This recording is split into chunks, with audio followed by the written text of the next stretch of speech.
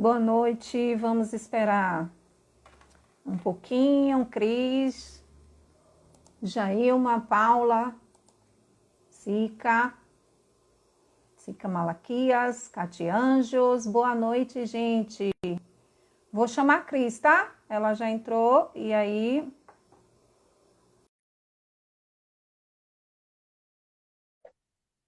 Cris é nossa colega de Recife, já esteve aqui em Salvador por 2 vezes. Oi, Cris.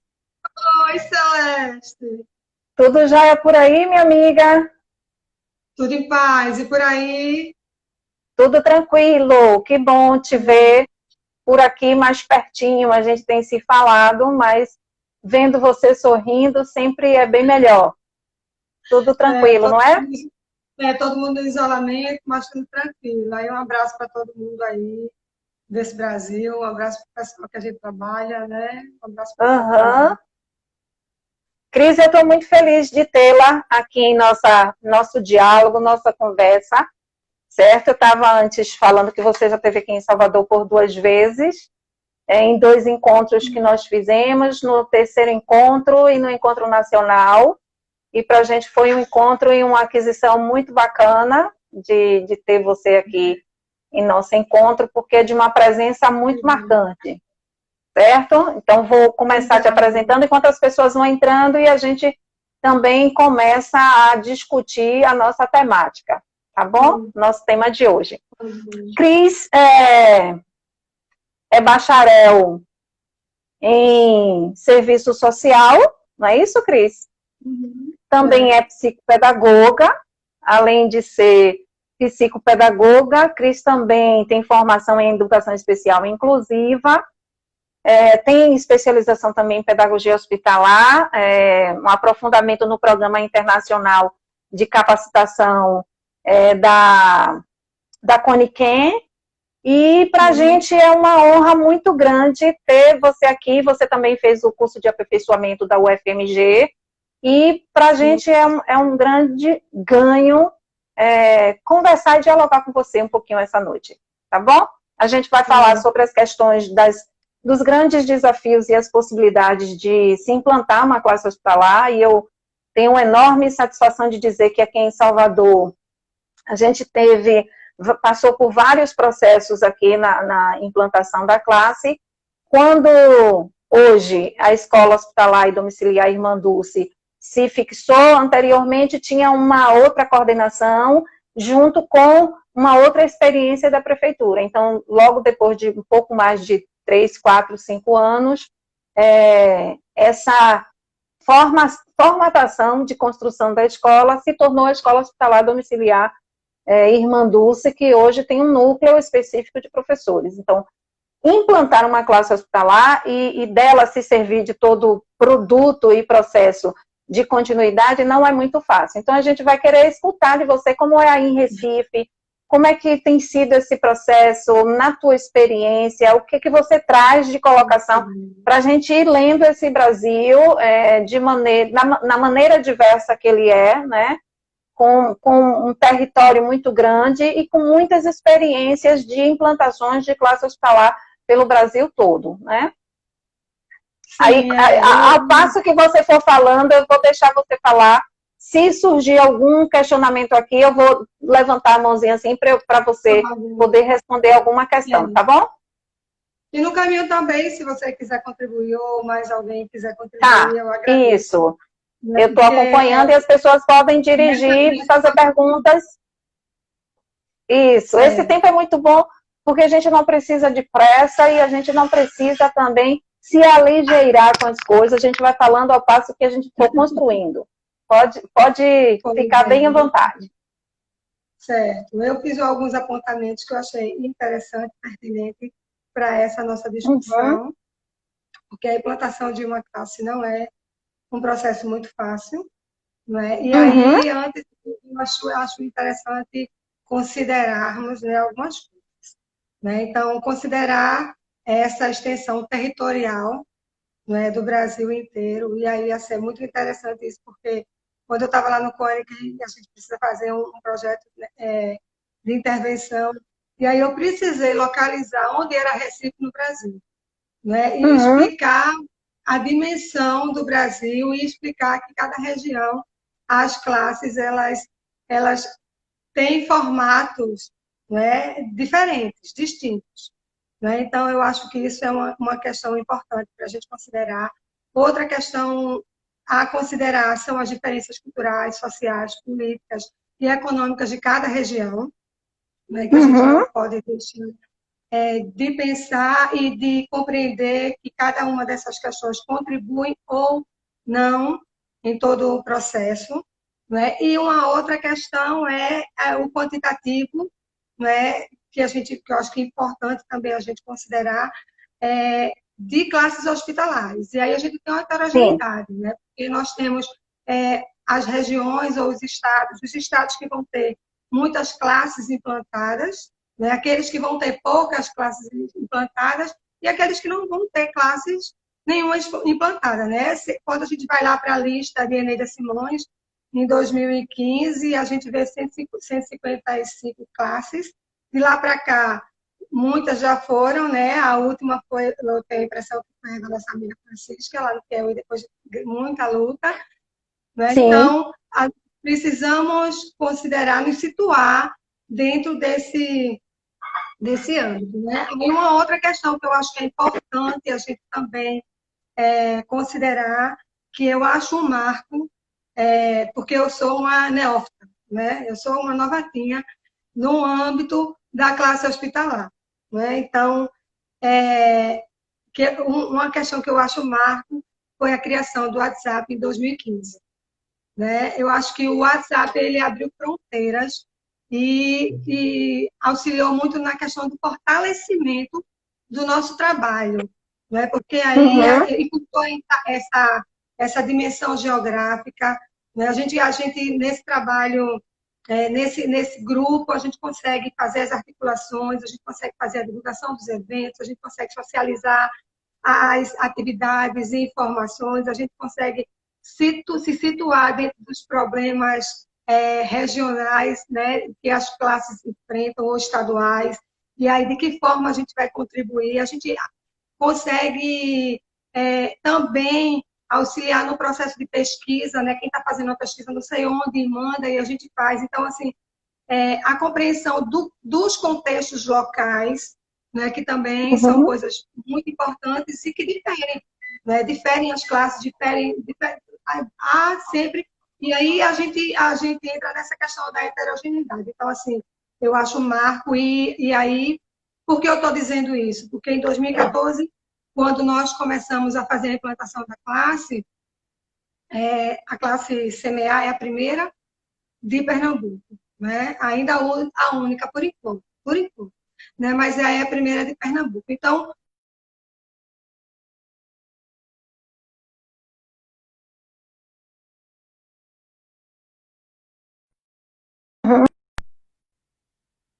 e pensar como,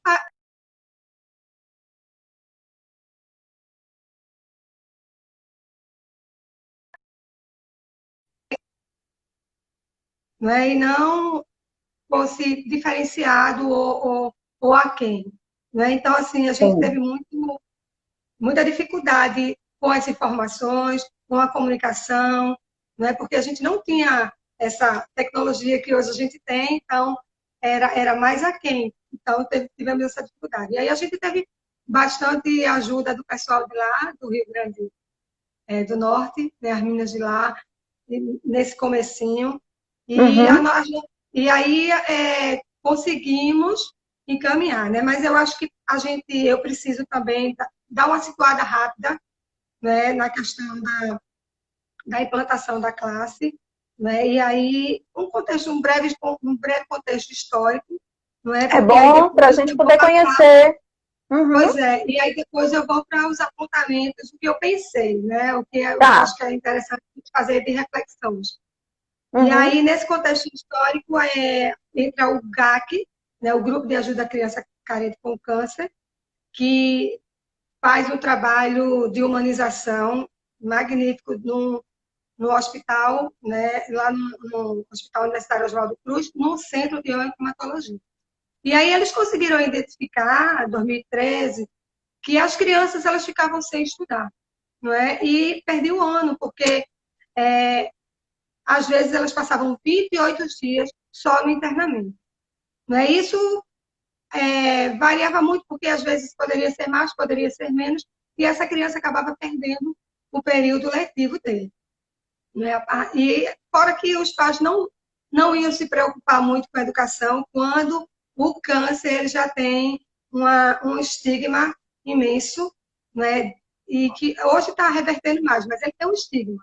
Né? Então, os pais eles não vão muito se preocupar com essa questão e com outros problemas mais que eles vão enfrentar quando eles estão vivenciando essa questão do tratamento da criança. Né? E aí o GAC, ele conseguiu fazer um produto com o Instituto Ronald McDonald e esse projeto foi aprovado. Né? Nesse processo, o GAC fez a intermediação com a secretaria, né, com a Secretaria de Educação de Recife, Departamento de Educação Especial, né, para fazer essa intermediação. E aí foi quando eu fui transferida para a Escola Herbert, Cidadão Herbert, né, porque era a escola mais próxima do perímetro do hospital. E na Escola Herbert, eu sou lotada lá ainda, mas eu sou lotada lá oficialmente, mas trabalho dentro do hospital. Né? E fui para lá exatamente para que a gente pudesse fazer esse processo de implantação, né? Que vai diferindo e vai mudando de local para local. Bem, lá, né, já existia, né, a partir do projeto Girassol, do projeto o GAC encaminhado, uma equipe. Né? E aí O que era esse projeto de Girassol, Cris? Era esse projeto que o GAC enviou para organizar uma proposta pedagógica para as crianças. E aí depois eles entenderam que não seria suficiente, precisaria fazer a intermediação com o poder público. Não é? Sim. Aí, quando fez essa intermediação, e eu vim lotada para lá. Bem, e aí a gente conseguiu organizar um grupo sistemático.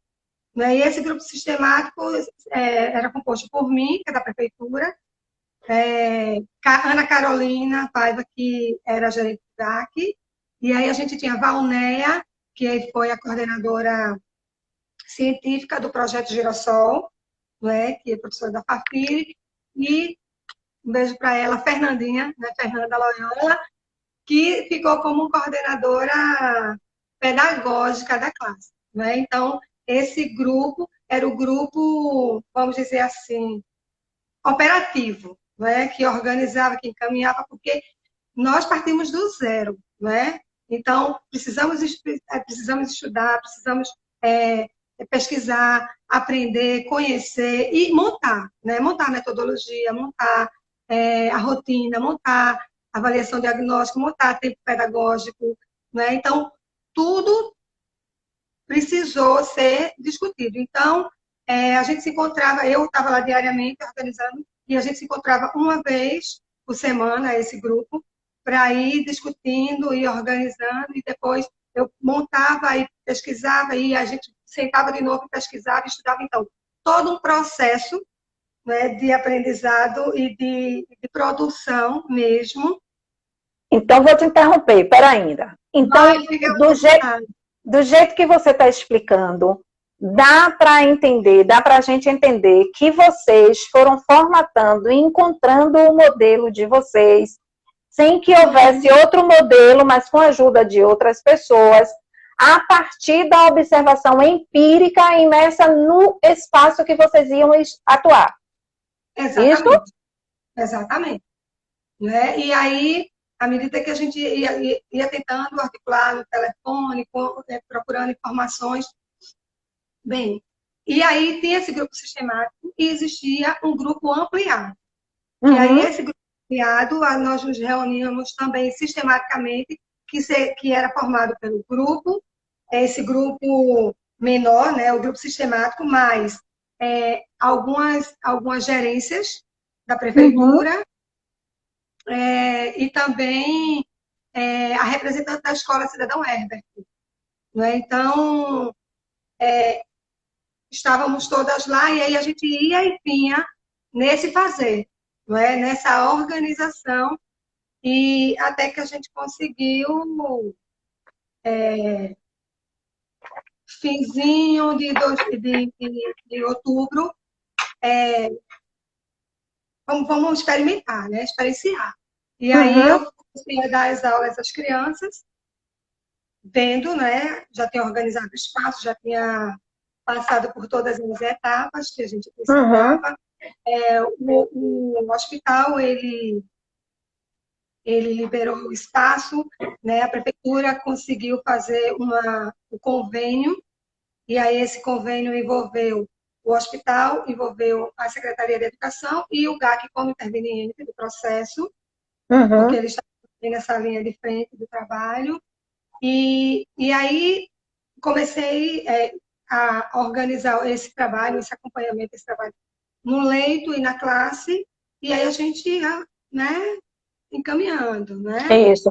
Ô, Cris, aproveitando que você está falando dessa questão de construção, de como se deu a formatação, o desenho, de como houve a colaboração de órgãos que necessariamente foram órgãos regulamentadores, a professora Jusce está fazendo uma pergunta para você.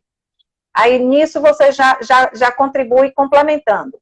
Ela está perguntando, ela está dizendo, é interessante pensar na implantação das classes, frente a todas essas questões que você já colocou, que são formatações diferenciais desse Brasil que no território é muito diverso, né? A gente sabe que há classes hospitalares com vários desenhos e várias formatações. Então ela pergunta, não é a hora, você não acha que é a hora de os professores, já que você citou que há um grupo que a gente é fácil a gente se comunicar, de um auxiliar o outro, de haver essa cooperação coletiva, na hora dos professores se organizarem para formatar um documento uniformizado, que a gente discuta todas essas questões que você mesmo já colocou aí, questões que são teórico-metodológicas, do ponto de vista da ação pedagógica, mas também questões que são culturais, sociais, econômicas, e que fundamentam as classes hospitalares, sejam no atendimento ou de muita variação de atendimento ou de pouca variabilidade. Seria, no seu entender? Sim, acho que seria, eu acho que seria bastante pertinente, né? A classe hospitalar, né? O atendimento pedagógico em ambiente hospitalar e domiciliar já avançou muito, né? Já avançou bastante. Eu acho que a maioria, eu que sou aquela que tem bem pouca experiência nesse âmbito, poucos anos de trabalho, e esse grupo é um grupo muito forte, do ponto de vista teórico, né, de muito acúmulo, é um grupo de muita experiência também, e eu acho que caberia, né, nos organizarmos para fazer com que esse documento viabilizasse com mais, não sei, se mais tranquilidade, considerando as especificidades de cada local, as implantações, né, de Sim. novas classes, né? Que eu acho que é uma questão bem... E, inclusive, porque isso eu ia falar mais adiante, mas eu acho que depois da reflexão eu vejo, mas que nós temos a maioria das classes nas capitais, não é? E aí a gente assegura esse direito às crianças nas capitais, não é? Então, o interior também tem criança em tratamento hospitalar Sim. e também domiciliar, e a gente ainda não consegue, a gente não conseguiu ainda ampliar muito, não é? A gente vai ter regiões e estados que terão, mas a demanda, né? Nós temos uma demanda reprimida, não é? Uma demanda, as crianças estão lá precisando, eles têm direito a esse acesso à educação, mas a gente não tem, é como se não tivesse pernas para dar conta desse processo, não é Sim. todo, não é? Porque ele precisa ser ampliado para que esse direito seja assegurado, né? Então, eu sempre estou tocando nessa tecla, né, para que a gente observe, a gente perceba, né, e lute pelo direito dessa criança, enquanto sujeito de direito. Sim. Né? Independente de onde ela estiver, ela tenha esse acesso à escolarização. Não meramente, né, por um direito subjetivo que a gente sabe que tem direito, mas a gente não garante. Sim, mas a garantia efetiva desse direito dessa criança, né? Ou desse adolescente que momentaneamente está impossibilitado de ir para a escola. Né? Mas a escola ela precisa organizar formas de chegar até esse estudante. Né? E aí, dentro dessa voltando, né? Respondeu? Será que respondeu? Eu acho que sim, Cris, porque eu acho assim, quando a gente diz positivamente a um colega nosso que a gente precisa mesmo, e talvez eu já vou me antecipar, você não disse, mas eu acredito que deva ser um imperativo para todo professor de classe hospitalar, é que a gente consiga avançar, minimamente, né? Se a gente tem as coisas muito atravancadas por um processo que o Estado não consegue eleger e ver como prioritário, eu acho que somos nós, professores, que precisamos mostrar ao Estado de maneira efetiva com o nosso trabalho, com nossas pesquisas, que precisa ser garantido. Então, eu acredito que depois dessa pandemia, ou até no processo, no percurso pandêmico, que a gente consiga se reunir e poder começar a ter atitudes de cobrar a esses governos, né, e minimamente ao MEC, ou minimamente ao Senado, para que o projeto de lei federal seja aprovado, mas que também o MEC reconheça, mas que também o MEC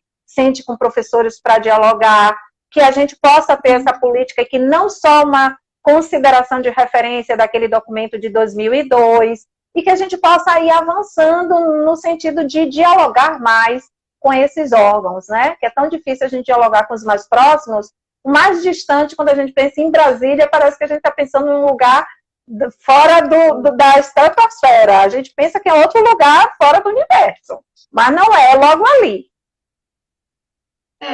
Assim, eu acho que a gente, lá no Encontro Nacional a gente já fez algumas discussões, né, e que precisamos de um direcionamento a nível nacional mesmo.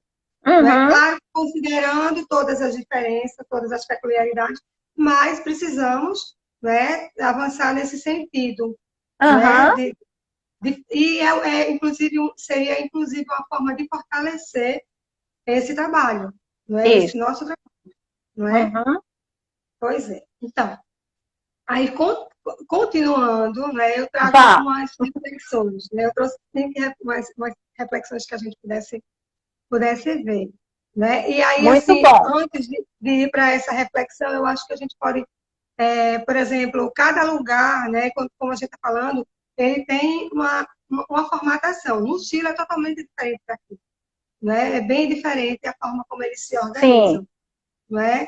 E aí aqui nós também precisamos, né, ver de que forma vamos organizar, né, essa nossa proposta, né, para o fortalecimento desse trabalho e assegurar o direito a todas essas crianças que estão aí, muitas vezes, sem ir para a escola ou sem conseguir dar continuidade.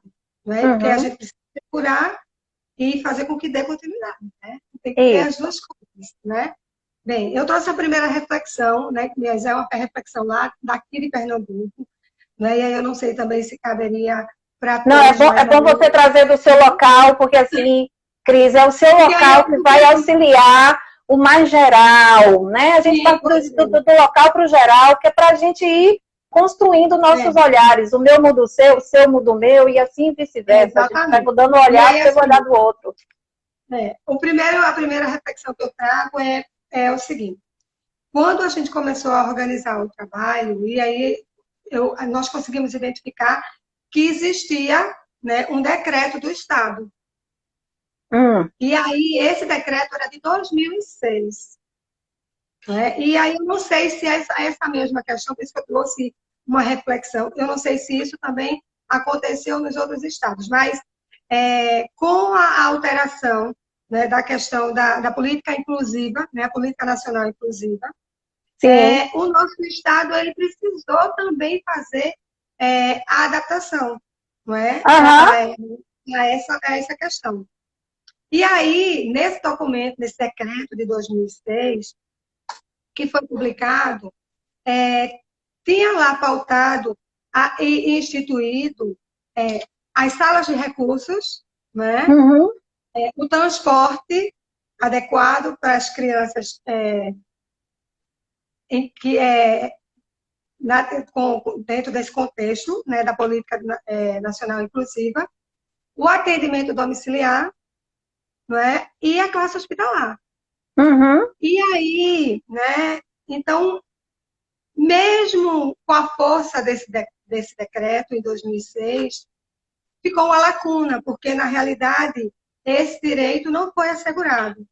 Né? Sim. Esse é um decreto estadual. Né? E aí, aqui conseguiu ser implantado. As Foi de salas de que ano recursos, mesmo, Cris? Foi de que ano? 2006. 2006. 2006, essa operação. Né? E Tá. aí eu não sei se também aconteceu, aí eu acho que é uma reflexão interessante, que talvez o pessoal do Brasil possa também dar uma olhada nas documentações anteriores, né?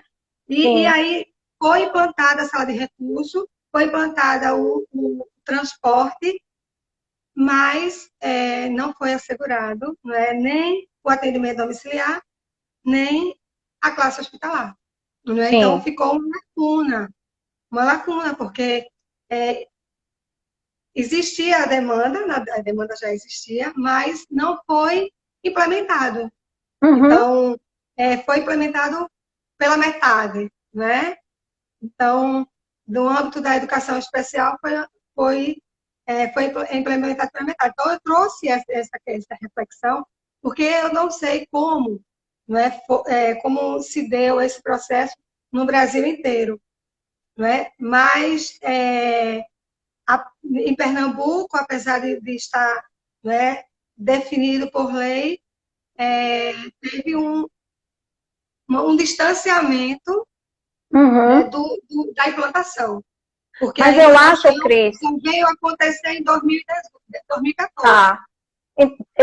Talvez seja antecipação minha, mas quando a gente começa a fazer uma análise nas políticas da educação inclusiva e da educação para todos, quando a gente vem olhando os documentos da educação especial, talvez esse atraso em alguns estados deva ter sido também por um atraso na nossa compreensão dessas políticas públicas todas que são alvo da educação inclusiva, né?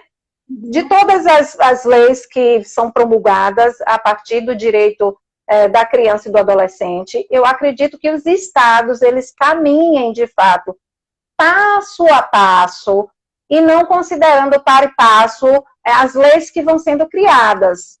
Elas vão Sim, sendo analisadas passo a passo, ou seja, umas após outras, no sentido de considerar o direito dessa criança e desse adolescente. Talvez agora nós tenhamos, e é um alerta que a gente vai, portanto, produzir, quando você fala de 2006, com relação ao não reconhecimento do AE, da educação especial, pós-pandemia a gente também vai resvalar também pela questão de atrasos nessas leis, porque assim, há uma certa desconsideração do atendimento da classe hospitalar, uma certa desconsideração das pessoas com deficiência, então a gente tem que ficar sim, bastante alerta nesse período, por isso que essas discussões elas são completamente importantes, que é para a gente poder ir verificando quais são as possibilidades, quais foram os desafios que apontaram para a classe hospitalar chegar nesse ponto em cada um dos estados, em cada espaço, cada cidade, cada hospital, e a gente poder ir cuidando dessa política pública que ela ainda não chegou, mas ela precisa chegar, olhando todo esse cenário de descompasso sim. em relação à compreensão das leis. Inclusive, assim, é sempre bom a gente lembrar, né, porque eu não sei se todo mundo que está na live faz parte do nosso ambiente de trabalho, né, do nosso fazer profissional, e a gente lembrar que para ser classe hospitalar, ela tem que estar dentro, não é, do hospital. Não é? Se ela não está dentro do hospital, então o atendimento vai ser um atendimento domiciliar. não é? Sim, Não é? mas Então, que a está gente... dentro da política de classe social, para a gente não dissociar uma coisa Sim. da outra e a gente acabar se perdendo e Não, a perdendo gente não direitos, dissocia. inclusive, né? Não, a Porque, gente não assim, dissocia. A gente isso precisa é importante. fortalecer os dois âmbitos, porque um Isso, complementa o outro. Porque, às vezes, exato. a criança ela não está dentro do hospital, e eu acho que é importante a gente... Mas ela está em Sim, casa, mas ela precisa do atendimento domiciliar, porque ela ainda não tem condições de voltar para a sua escola. sim, sim. Uhum. Então, assim, seria o fortalecimento desses dois, né? Desses dois Dessas duas, espaços. desses dois espaços de trabalho, né? Então, eu acho que Uhum. esse foi uma primeira reflexão que eu fiz, né, Muito nesse período. boa. Uhum. Né? Teve uma segunda reflexão, né, que eu também fiz uma análise, e é da questão da sensibilização. Sim. Né? Então, por exemplo, né, nós daqui, a nossa implantação da classe, ela começou de fora para dentro da Para rede. dentro. Na Sim. realidade, ela começou a partir de uma demanda da sociedade civil, né, que identificou essa necessidade, né, e fez essa intermediação para que a rede viesse para assegurar, não é, Uhum. esse direito a essa criança em tratamento. E aí, uma coisa que eu achei muito pertinente quando eu cheguei lá no hospital é que o GAC, ele fez uma sensibilização. Né? Na realidade, ele fez uma sensibilização do prédio inteiro e de todos os Cris, funcionários. toda hora você recebe um monte de coraçãozinho colorido. Né? Então, o GAC fez essa sensibilização. Então, assim, eu fui apresentada em todos os andares, em todos os setores, sensibilizando, dizendo que para que eu estava lá, né? Porque Fernanda e a Ivalnéia e Carol já estavam no processo, né? Sim. E aí eu cheguei para colaborar, e aí eu fui apresentada enquanto essa representante, né? Essa pessoa que estava fazendo, estava organizando junto com ele, junto desse grupo sistemático, Aham. é esse trabalho. E aí eu fui Uhum. apresentada a todas as pessoas, né, em todos os departamentos. Então, na quimioterapia, no internamento, no ambulatório, né, ao pessoal do GAC, e explicando exatamente o que eu estava fazendo ali. Né? Então, todas as técnicas, né? Então, nos dias dos plantões, né, eram apresentadas as médicas, as técnicas, as enfermeiras, a nutricionista, a assistente social, a psicóloga, porque nós fazemos parte deste. Quando se faz a implantação da classe, a gente passa a fazer parte desse grupo, né, dessa equipe multi. Não é? Então, o GAC fez toda essa sensibilização. E aí eu não tive tantas dificuldades com o trabalho pedagógico no ambiente. Né? E aí eu mando um beijo para todo mundo, porque assim, é, eu, eu, eles têm muito apreço. Não é? A classe ela é muito querida no âmbito do hospital.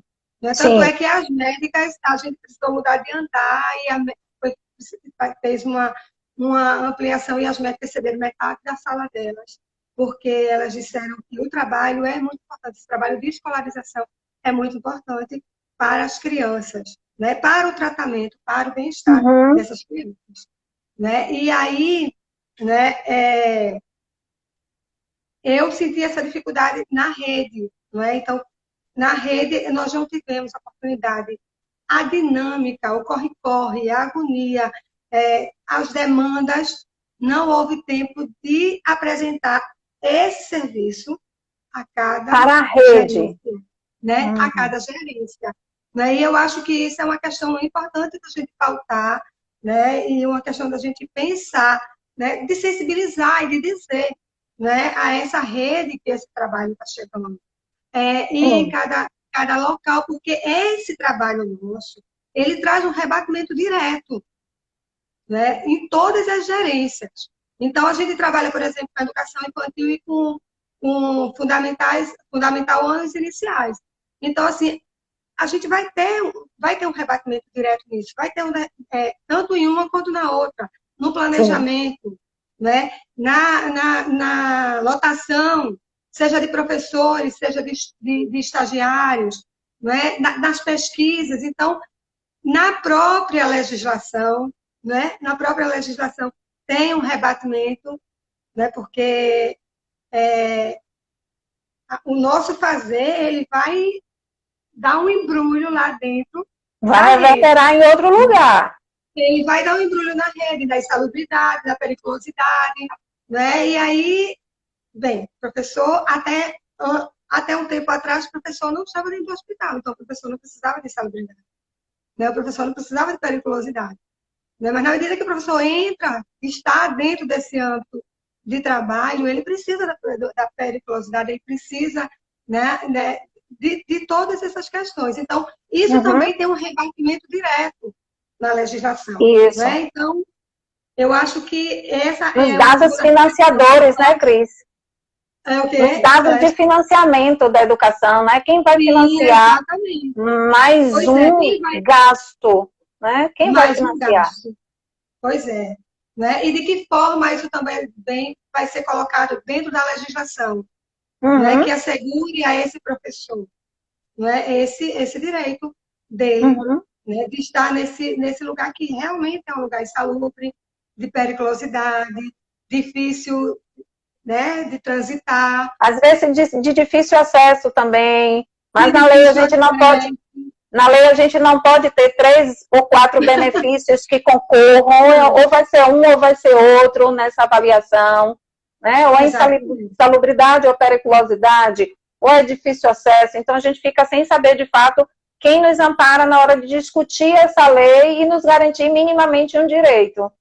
Exatamente, né? E aí, assim, eu senti muito essa questão, né? Porque, às vezes... você se depara nas gerências no departamento que ninguém sabia, então, né? Até então, ninguém sabia, né? Ninguém conhecia. Né? E aí, assim, deixa de atender, mas deixa de atender não é porque tem má vontade. Deixa de atender porque não compreende a especificidade, né? Toda a particularidade daquele trabalho. Né? Então, por mais que você tente explicar, não consegue compreender muito, está sempre com a cabeça voltada para a escola regular, né? Então, não consegue se deslocar.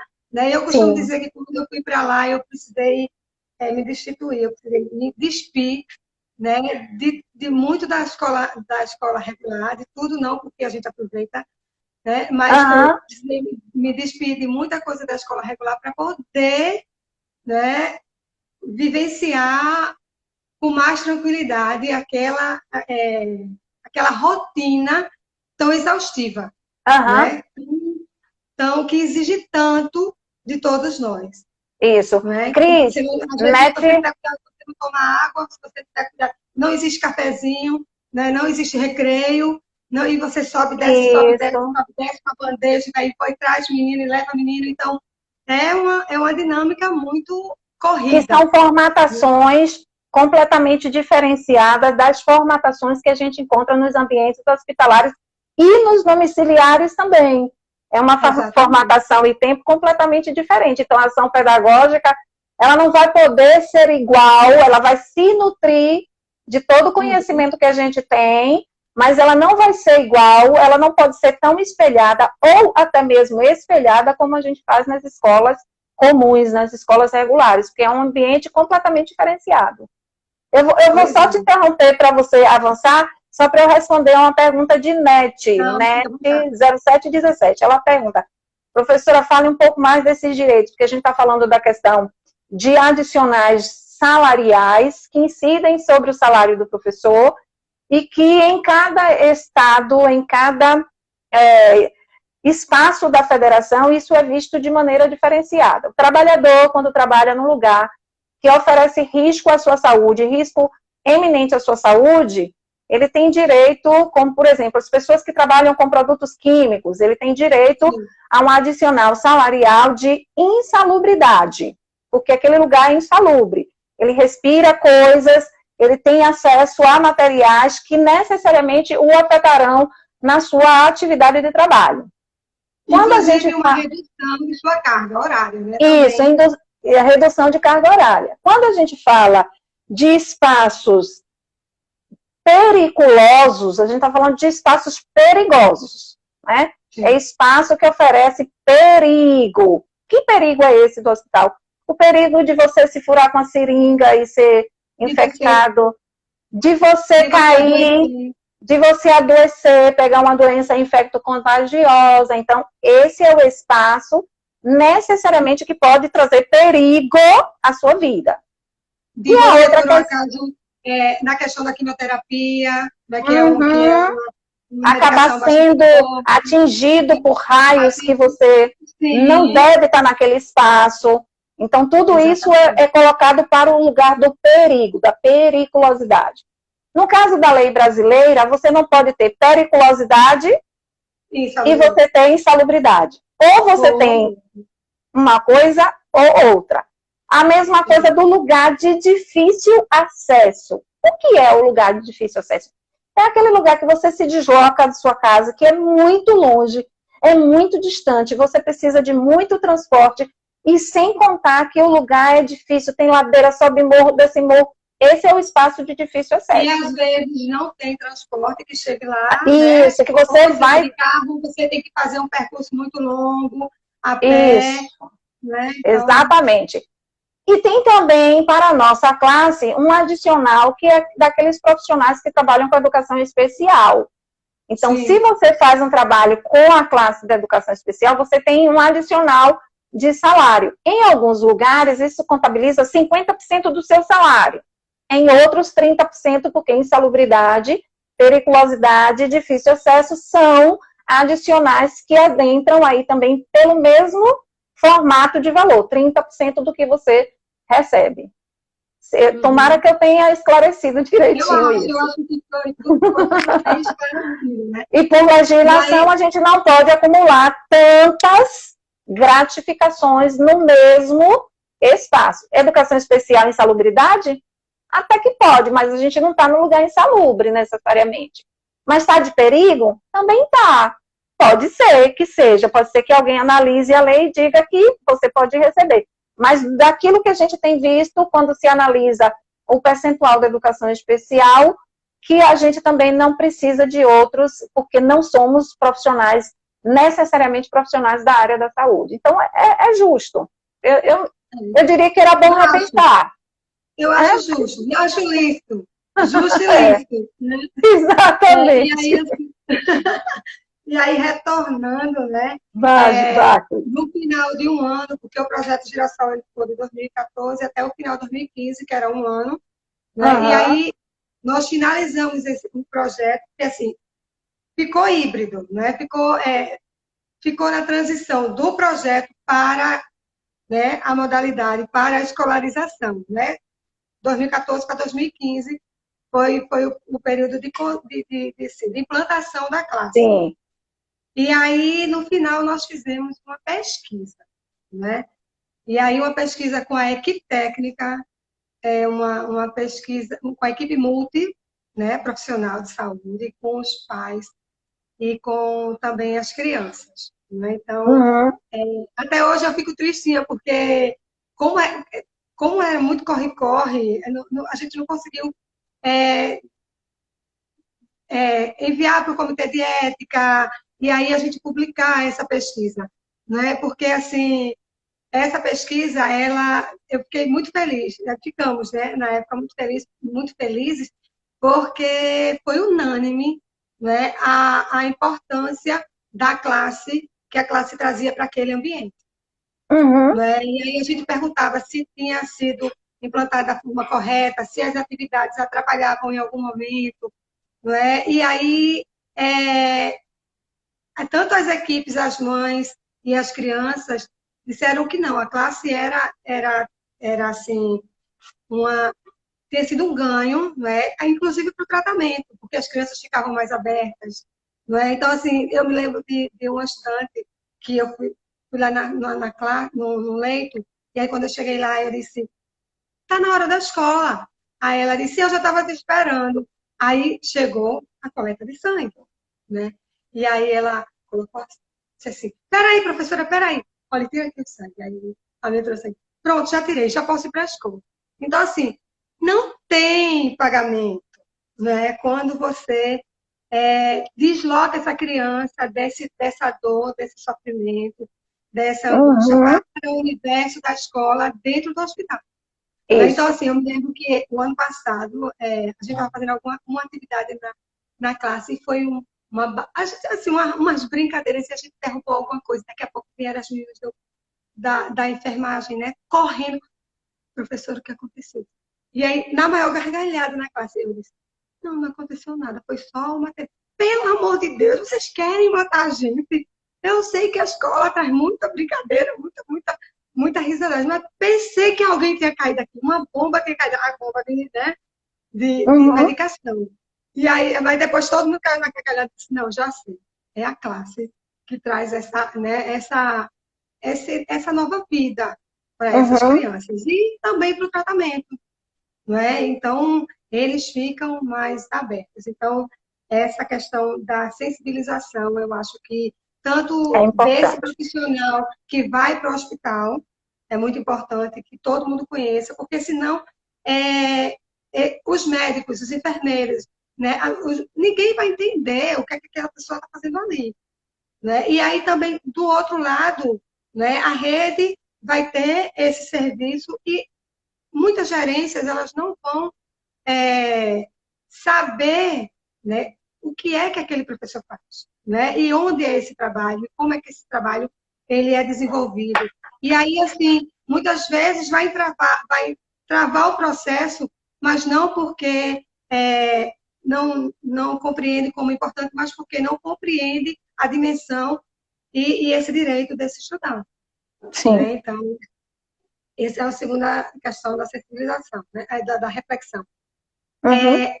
Eu pensei em uma terceira reflexão, que são os caminhos para a implantação, né? E aí que a gente vem sempre discutindo, a gente já discutiu lá em 2015, a gente discutiu de novo em 2000, agora no outro encontro, não é? Que assim, essa implantação, ela tem distintas possibilidades de caminhos. Não é? E aí eu coloquei três aqui, eu vou falar sobre esses três, mas que se você lembrar de mais algum, complemente, né? E Tá. aí, assim, as implantações das classes que inicia, né, em alguns momentos pela organização da legislação, né? Deixa a Uhum. legislação organizada, e aí, em seguida, vai para a parte pedagógica e organiza e faz a implantação da classe, né? Sim. A gente tem uma outra forma aqui pelo nosso Brasilzão grande aí, que inicia-se enquanto projeto, né, Uhum. um projeto pedagógico, um projeto de universidade, um projeto. E aí começa esse trabalho, um projeto do próprio hospital, né, e Sim. começa esse trabalho, e depois, né, tenta fazer essa articulação com o poder público para assegurar aí, né, porque projeto ele tem começo, meio e fim, né, ele Isso. tem prazo, né? Isso. Então, e aí a gente começa com o projeto e depois a gente precisa fazer essa articulação com o poder público para regulamentar, né, o trabalho, a classe, Uhum. assim, está sendo. E tem como o Recife fez, né? Eu costumo dizer que Recife, ela era como se ela estivesse andando de bicicleta com a Um roda carro trocando, andando. Sim. com o carro andando, né? Trocando pneu com o Uhum. carro andando, né? Porque foi feito tudo ao mesmo tempo. né? Então, ao tempo que a gente criava as normas, a rotina, a metodologia, tudo, esse grupo sistemático com o grupo ampliado discutia-se e também discutia-se a questão da legislação. Sim. Né? E aí, 2015, conseguimos, esse grupo, né, a prefeitura conseguiu junto, criar o decreto de implantação de classe hospitalar, né, porque aí a gente se tranquiliza, porque deixa de ser um projeto e assegura o direito a essa criança, a esse estudante, né? Então, criou o decreto de implantação de classe hospitalar, né? Também foi publicado a instrução normativa que diz como a classe precisa realizar o trabalho no âmbito do hospital. Sim. Né? E aí a gente assegura, não é? E aí eu volto de novo para a questão do rebatimento na política, não é? Porque aí você precisa criar um decreto, você precisa criar uma instrução normativa que vai regulamentar, não é, esse serviço. Sim. Não é? E essa criança assegurando esse direito, mas é mais eles vão precisar verificar de que forma, né, vai publicar e vai demandar, né, fazer com que realmente funcione, né, e aí depois publique o decreto e a instrução. Uhum. Né? E aí a gente precisa lembrar que, com tudo isso, com a implantação, vem algumas outras questões, e aí vem incluir esses estudantes no planejamento e nas ações da rede, não é? Esses estudantes eles precisam estar inclusos, não é? Então, a gente precisa pensar na questão da lotação dos professores e professoras nesse espaço profissional. Sim. Né? E aí, eu volto para a gente conversar um pouquinho sobre isso, porque cada professor ele vai ter um perfil, não é? E esse professor que ele trabalha dentro do hospital, ele precisa ter um perfil. Não é? Uhum. Ele precisa ter, não é todo professor que vai ter condições de trabalhar, de lidar com dor, com sofrimento, com você está fazendo Cris, eu não quero dizer para você correr, porque a gente eu não quero dizer para você correr que está tão bom, mas a gente pode gerenciar, porque a gente tem 7 minutos, tá? Meu Deus, então eu vou correr rápido e a gente está descontando. Não corra, não! Não corra, não! Diga o que for possível. Eu não vou nem interromper você, pode ir falando. Não. E aí a gente, né, tem essa questão da lotação desse professor, e esse professor tem que ter um perfil, não é todo professor, assim como tem que ter um professor com perfil para educação infantil, aquele para o EJA, para classe hospitalar e atendimento domiciliar também, tem que ter um perfil próprio, né? Uhum. Institucionalizar, de que forma vai institucionalizar a relação, né, da classe hospitalar com as escolas de origem, que Sim. isso é um nó aí no meio do caminho, mas que a gente precisa, né? Então, Recife, por exemplo, tem alguns estudantes que a gente consegue matricular na escola Herbert, e outros a gente consegue fazer a relação com a escola de origem, mas é uma questão também para amadurecermos, talvez aqui nesse documento, né? Uhum. É uma questão também para nós amadurecermos, e a questão da formação continuada. Né? A nossa formação continuada de Recife, nós ainda não temos, porque só temos uma classe, então não temos a formação continuada em Recife. Então, as nossas formações continuadas são fora. Então, é com o pessoal do Rio Grande do Norte, é com vocês na Bahia, é com os encontros, é com os congressos. Né? E aí a gente vai no WhatsApp agora, que todo mundo vem sempre postando os artigos, né, e as pesquisas, os resultados da pesquisa. Então, as nossas formações têm sido dentro dessa forma, né? Mas a gente não pode deixar de lembrar que tudo isso tem um rebatimento direto. Né? Isso. Bem, Tem a quarta reflexão, são 5 reflexões, estou já terminando. Tem a quarta, quinta. Tem a quarta reflexão, né? Porque esse serviço novo, pelo menos aqui em Pernambuco, ele vai também ter um rebatimento nas universidades e nas faculdades. Sim, sim, Né? que Então, maravilha. E aí vai ter, as universidades e faculdades, elas vão precisar se preparar, ou preparar esse novo pedagogo hospitalar, ou esse Isso. pedagogo Aham. hospitalar, porque agora já existe um espaço Em de trabalho, Recife, isso. né? Existe um espaço de trabalho. Então, se existe, então tem que colocar na grade curricular. Os professores precisam, os professores, que aí os professores vão precisar sair da sua zona de conforto para se apropriar de todo esse conhecimento para poder organizar a vida desse estudante, né, de pedagogia, que eu acho que, né, que precisa, a gente precisa fortalecer isso no âmbito da formação inicial Aham. também, não é? E aí também, fora isso, tem a questão do estágio, não é? E a questão da pesquisa. Então, a classe, desde que iniciou, ela vem como um grande laboratório de pesquisa, né? Nosso, né? Que estamos Sim. lá, e aí já E do tivemos público, e do público pessoas. externo. Pois é.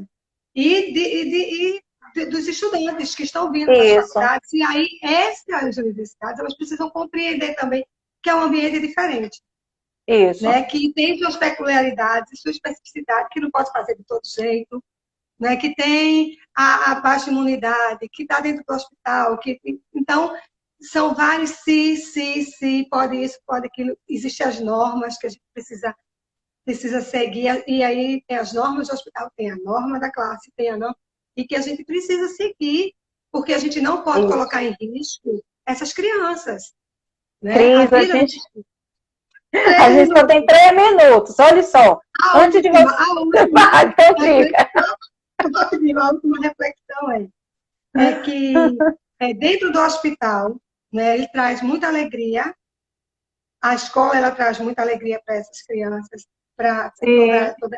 todo o trabalho que a gente desenvolve, que a gente traz a escola para dentro do hospital, mas a gente Aham, precisa lembrar que é um ambiente de dor, de sofrimento e de sim. finitude, e dependendo de onde você está trabalhando. E que Sim. né, e que esse professor ele precisa do suporte, do autocuidado, né? E aí a gente, né, eu lembro que Ana Carolina, né, dizia a mim, olha, Cristiana, essa dor não é sua. Se trabalhe, porque se você adoecer, você não vai conseguir dar continuidade ao trabalho. Né? Isso. Então, a dor não é minha, mas eu não deixo de sentir. Né? Porque Isso, em porque toda a minha vida de escolaridade anterior, eu contava o tempo de óbito que eu tive. Uhum. Né? Mas na classe hospitalar, uma vez alguém postou disse um post dizendo assim, a gente vai ter sempre saudade de um aluno. Eu vou ter sempre saudade de muitos, né? Porque há Isso. oportunidades de você perder 2 alunos, 3 alunos em um mês, né? E isso é Exato. uma questão, né? Que eu acho que a gente precisa. Cris, a gente só tem 1 minuto, Cris. Eu quero dizer para você que E você. só uma coisa a mais que eu acho que a gente Então, precisa diga, lembrar. nesse 1 minuto, se fechar, a gente já se bastou, junto com 43 pessoas carinhosamente nos escutando e nos afetando.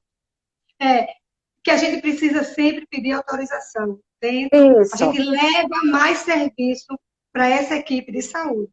Né? Então, a Aham. gente precisa ser muito afetivo, a gente precisa ter muito respeito com todos eles, porque tudo que a gente vai fazer dentro, a gente demanda mais serviço, mais do que ele já tem.